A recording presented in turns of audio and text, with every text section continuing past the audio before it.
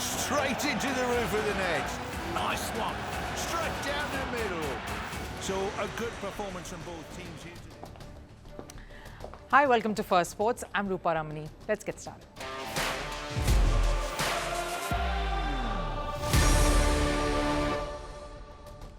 On the show today, Gautam Gambhir addressed the Indian media in his first press conference since becoming the head coach of the national cricket team. We got to see a glimpse of what to expect. I'll decode all that Gambhir said during the heated presser. He answered all the pertinent questions around the team, the selections and his feud with Virat Kohli. The special coverage of the Paris Olympics begins today here on Firstpost. We bring you our pick of the Indian athletes who are likely to come home with a medal. Can India better the medal count and get into double-digit tally this edition? We'll tell you more on that in a bit. And over in Formula One, it has been a dramatic race weekend. Max Verstappen collides with Lewis Hamilton, abuses his team and then apologizes for his childish behavior. The contrasting team dynamics in Red Bull and McLaren coming up. But first, a look at the headlines in Sports 360. Starting with cricket, England beat West Indies by 241 runs in the second test of the three-match series. Chasing 385 to win, West Indies were bundled out for 143. England's Shoaib Bashir claimed 5 wickets for 41 runs in the fourth innings. With the win, England have clinched the three-match test series 2-0. The International Cricket Council, or the ICC, has put the US Cricket Board on notice. The ICC feels that the Cricket Board does not have a proper administration structure in place, one that is not in compliance with the ICC membership criteria.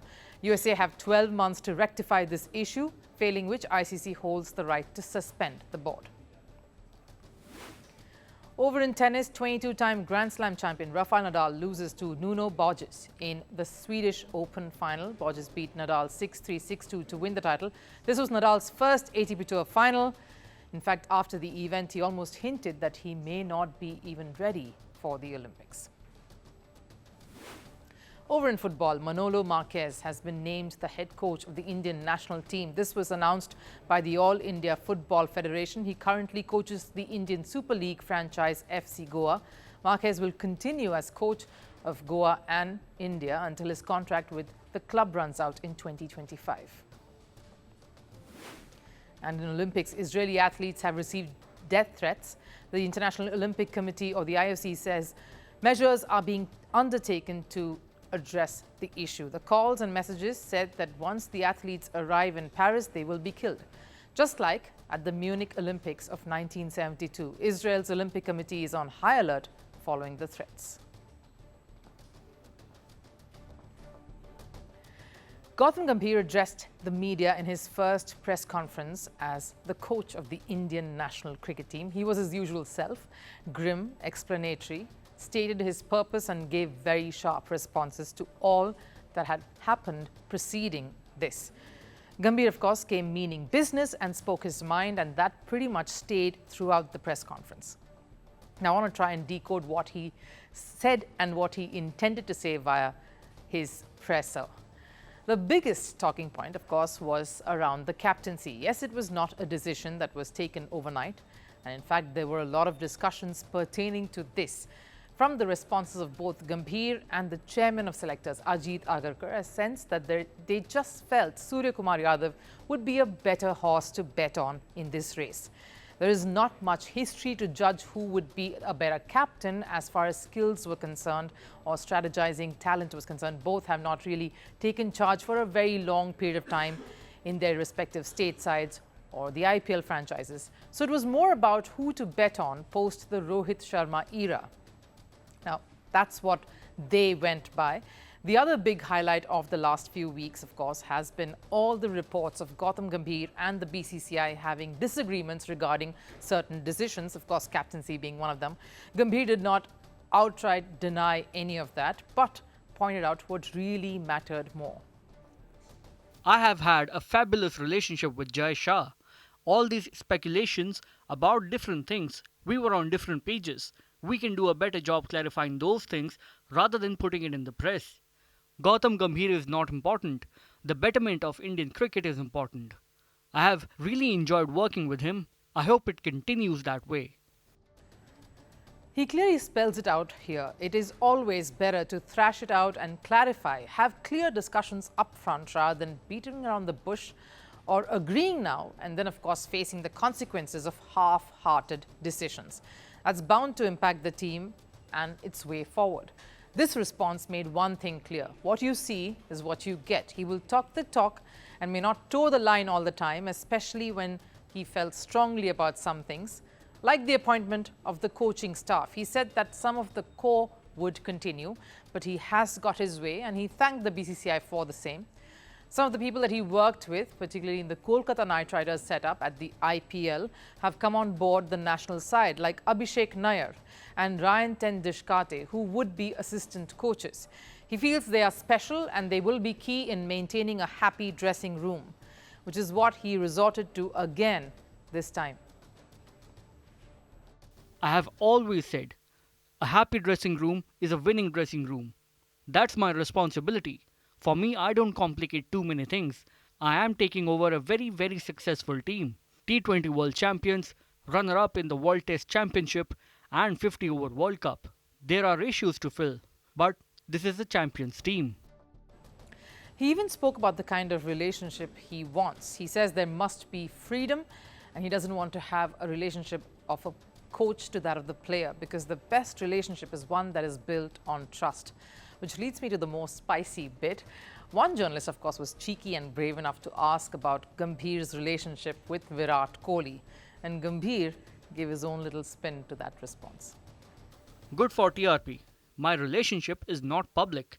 It's a relationship between two mature individuals. On the field, I am sure we have got to be on the same page. I share a very good relationship with him. I have had a lot of chats with him. It's not important what we discussed after my announcement or before my announcement, just because we want headlines. He is a thorough professional. He is a world-class player. Hopefully, we can work together really well. A relationship that is great for TRPs, he says, but firmly puts the more important aspect clearly out in the open, that there is no relationship for the public. Team India is what matters. One thing is absolutely certain, Gambhir has not tried to act coy or tried to overcompensate in any of his responses or added that extra dose of sugar. He stated things like what they seem to him and what he strongly feels about them. Absolutely point blank and without any frills. About his relationship with Virat Kohli, he is straightforward, says everyone must fight for his or her jersey. So on the field, it's no holds barred. But off it, he says he always has respected Virat Kohli and that they are two mature individuals who are now set with a common goal in front. Now, it's the right kind of words you want to hear, and it's not something meant to please or appease anyone. No smooth talking here. Gigi, Gautam Gambhir, as straight as he could be. And maybe that's what was most refreshing to see. He occasionally prodded Ajit Agarkar sitting beside him to field the question, always addressing him as chairman. There is a certain formality and reverence to his mannerisms. He doesn't mince words, and yet there is a certain line he's trying not to cross. His target is clear. The series against Australia that's coming up later in this year, that's top of his mind for the biggest challenge that India will face, and of course the Champions Trophy next year. The messaging is the work he and his team will do in between these hallmark events. And yes, we are all eagerly waiting to see how this phase of Indian cricket will unfold. There is a certain sense of not knowing what to expect, but also knowing Gambhir, there's a sense of what we can, and that is what is most exciting about this GG phase.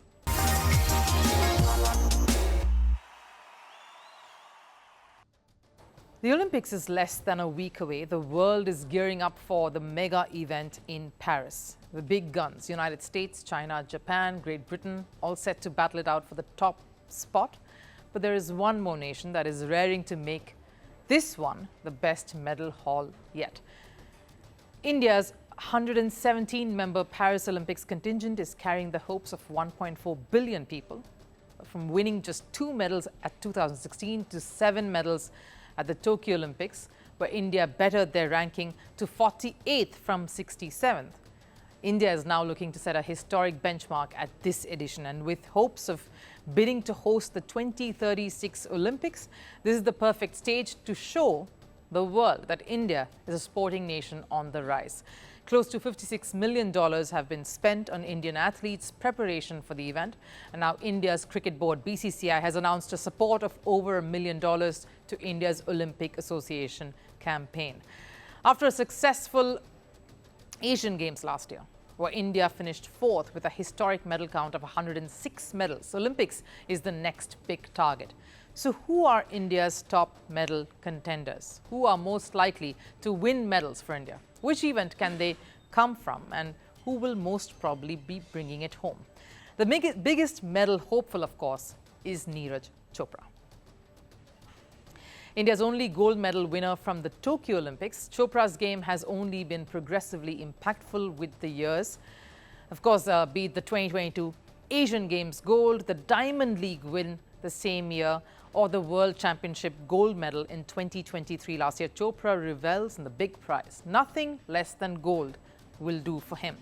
But his biggest aim has been to cross that 90-meter barrier, something he has not forgotten and is constantly working towards. चलो वो तो उससे पहले ही कोशिश करेंगे कि भाई ऐसा कुछ होना है तो उससे पहले ही हो जाए 90 मीटर मार गया जो भी मतलब सब कुछ अच्छा चल रहा है तो ओलंपिक्स तक तो शायद ना ही रुके अगर लगना है तो उससे पहले भी लग सकती है बाकी अच्छी हो रही है तैयारी बढ़िया है पब्लिश कर देते हैं और मैंने जो मेरे एजेंट हैं स्विट्जरलैंड के हैं वो उनसे बात कर रखी है तो जिस भी कंपटीशन में हमको अच्छा लगेगा उनकी तरफ से पूरी लिस्ट आती है इस साल कौन से कंपटीशन होने वाले हैं अभी के लिए दोहा और टुर्कू जो पावनुर्मी गेम्स है फिनलैंड वाले वो फाइनल हो गए हैं शायद से कुछ दिन बाद थोड़ी और एक आधी लिस्ट आए तो हम उसमें फाइनल करके आप सभी को बता देंगे वरना पब्लिश तो हो ही जाएगा Neeraj Chopra isn't the only contender from athletics. There is another candidate who knows how to cross hurdles both on and off the field. It is India's Jyoti Yaraji. In the past 2 years, Yaraji's climb to the top has been significant. When she takes to the tracks in Paris, though, Yaraji will become the first Indian woman to participate in 100 meters hurdles at an Olympics event. Yaraji is the Asian athletics champion and Asian Games silver medalist. She missed the direct qualification to the tournament by just 0.1 seconds when she competed at the Monaco Grand Prix earlier this year, but her impressive run saw her qualifying for the event through her world ranking. The athletics events will begin, of course, on the 1st of August. I don't have experience about the Olympics, how it's going on, but just I am quite confident for that. I hope it will go well and I may manage because I have experience from Asian Championships and Asian Games and World Championships. So from there, I'm taking my plus points over there and whatever the minuses are there, I'm leaving over there only. Another category that has seen India shine at the Olympics in the past is badminton. This time, it's the doubles pair that is dominating India's medal prospects in the sport. The pair had an impressive 2023, going up to #1 in the world. They enter as the third-ranked pair, which with the French Open and the Thailand Open wins behind them. And ever since the Tokyo Olympics, they also won a World Championships bronze, an Asian Games gold, and an Asian Championships title. So they are quite the team to beat. Yeah, I think it's similar. I think everybody wants to, it's not just us, every athlete wants to do well at the Olympics, and it's the ultimate goal. But apart from that, we also want to win medals in the tournaments we've not medaled at this year, and be as consistent as we can. HS Pranoy and PV Sindhu, of course, are also in the mix. They cannot be underestimated either, despite the lack of form and the mixed run they are having right through the games. In fact, Lakshya Sen, though, seems to be a very exciting medal prospect in the singles event. Another medal hopeful, of course, in fact, two coming from boxing. Nikat Zareen is a two-time world champion but will make her Olympic debut at Paris. She is a feisty competitor in the 50 kgs category. In addition to her world championship gold, Zareen has also won gold at the Commonwealth Games and a bronze in the Hangzhou Asian Games last year. But this is, of course, the Olympics, and it won't be easy, even though her path to the semi-final, right up to the semi-final though, seems to be under control. Livlina Borgohain, on the other hand, has a difficult draw. She might face top seed Li Qian in the quarters. That'll be a massive challenge. But Livlina is a fighter too. She won the bronze in Tokyo Olympics and silver at the Asian Games last year. Moving on to the big one now. India's hockey team ended a 40-year-old medal drought when they won bronze at the Tokyo Olympics. The success, of course, was followed by gold at the Asian Games. But recently, the team has seen a bit of dip in form. And add to that, they're placed in a tough group alongside Australia, Belgium and Argentina. But given India's success at the previous edition of the Olympics, hopes will always rest on the men's hockey team. And speaking of carrying expectations, here's the next medal hope. Quite the outside chance, but the Tokyo silver medalist Mirabai Chanu would be eyeing to win her second medal on the biggest stage here at the Olympics. The only concern, of course, is the prolonged injury break that had kept her away of most events over the last year. While the break may make her a not-so-potent threat to her opponents, it also means she is hungry for success on her comeback trail. She missed out on a medal at the Asian Games, so Paris is where there could be redemption for Chanu. Now, while these are some of the top contenders for India at the Paris edition, India have plenty of young talents to watch out for. Be it Antim Pangal in wrestling, who is a two-time under-20 world champion, a success she translated onto the senior level too, winning bronze at the Asian Games, or Aditi Ashok in golf, who painfully finished fourth at the Tokyo Olympics. The youngster has only matured in the past 4 years. And if India wants to finish their medal tally in double digits, the biggest contributors will have to come from shooting, a sport that gave India, in fact, its first individual gold at the Olympics. The same sport bears some responsibility at Paris Games too. Manu Bakar, Sift Kaur Samra and Sarabjot Singh are some of the medal hopes for India when it comes to shooting. But moving on from the youngsters to the seniors, veterans who may want to go out on a high. And I've put down table tennis legend Sharath Kamal here on top of the list, alongside Rohan Bopanna, who's the oldest member of the Indian contingent at the Games. Of course, there is Vinesh Fogart. After a chaotic and troublesome last few years, Vinesh would want to shut her critics up with a stinging response at the Games. And of course, there are many more in that list who could turn things around for India this time around. Now, it's been a very dramatic weekend at the Hungarian Grand Prix. Up until the Saudi Grand Prix, everyone felt Verstappen could have another dominant season. But ever since the Australian Grand Prix, we've had 7 different winners, including Max, of course. The latest is McLaren's Oscar Piastri. Now, given how Piastri and McLaren were performing, that was bound to happen. But the real story wasn't McLaren finishing first and second in Hungary. The biggest talking point, of course, coming out of the race was Mercedes' Lewis Hamilton. Not because he finished third, but because of his collision with Max Verstappen. The battle isn't a verbal one. During the race, Verstappen and Hamilton's cars came into contact. Verstappen's car went into the air before hitting the tracks. This brush with Hamilton not only cost Verstappen a spot on the podium, but he finished 5th.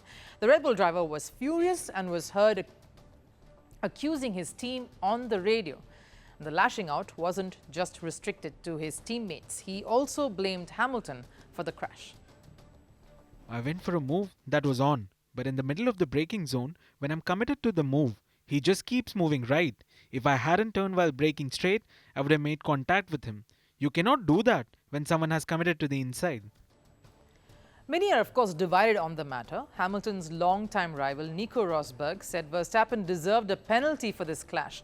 Now, imagine Rosberg taking Hamilton's side. He probably did not do that even during the time they were together on the same team. It doesn't matter, though, who on the outside felt what, because eventually the authorities didn't find Verstappen guilty and no penalty was imposed on the driver. But the matter didn't end here, because Hamilton had much to say in response too, quite obviously. I left enough room in the inside, but Max locked up, and he was going a different trajectory to me. I was going towards around the corner, and he came shooting across. It felt like a racing incident, and it's easy to make mistakes like that. And so, I don't feel there should be any hostility. But of course, from his side, there always will be. It finally feels like this is the Formula One season we were hoping for, because if a season goes on without these two at loggerheads, is it even an F1 season?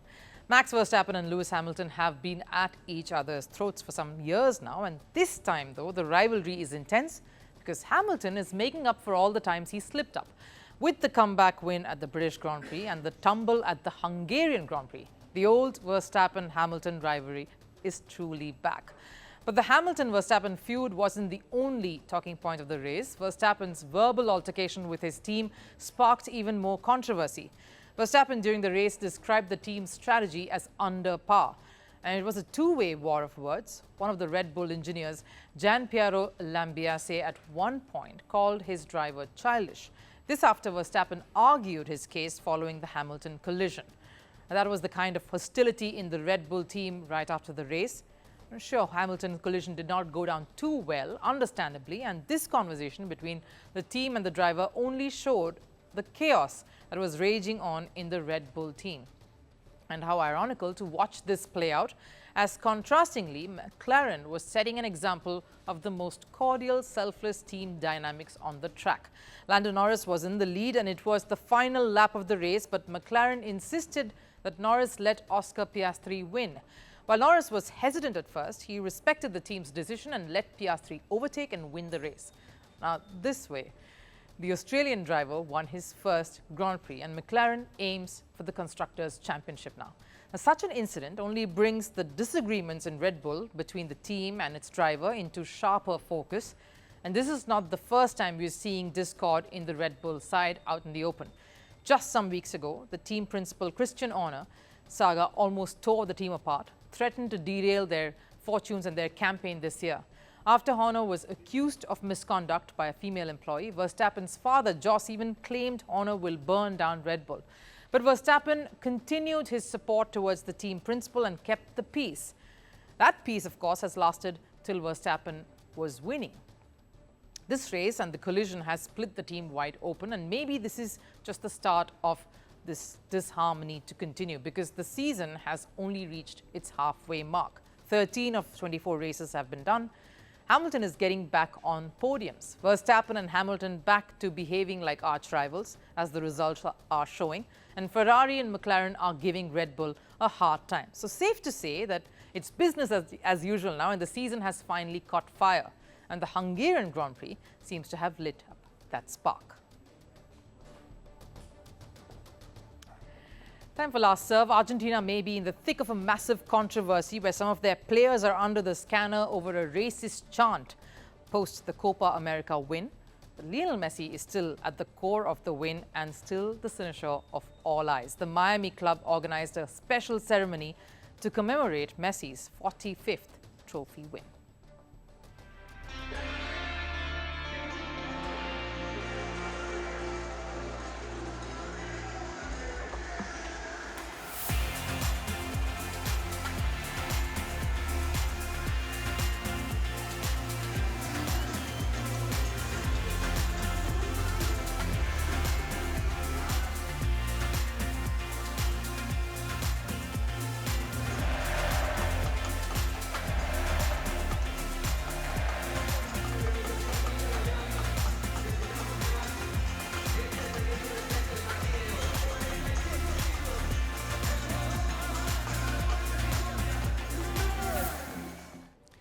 That wraps it up here on First Sports. Do take care. I'll see you again tomorrow.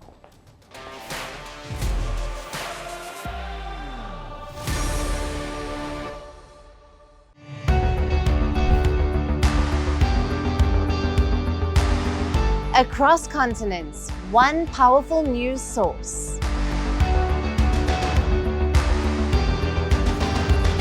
Bringing you diverse perspectives on the issues that matter.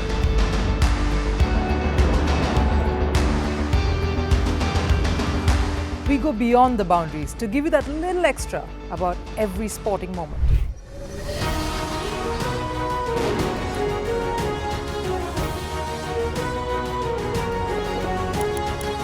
So thank you for making Firstpost 5 million strong. We're counting on your support, and you can trust us to bring you the news unfiltered and unvarnished.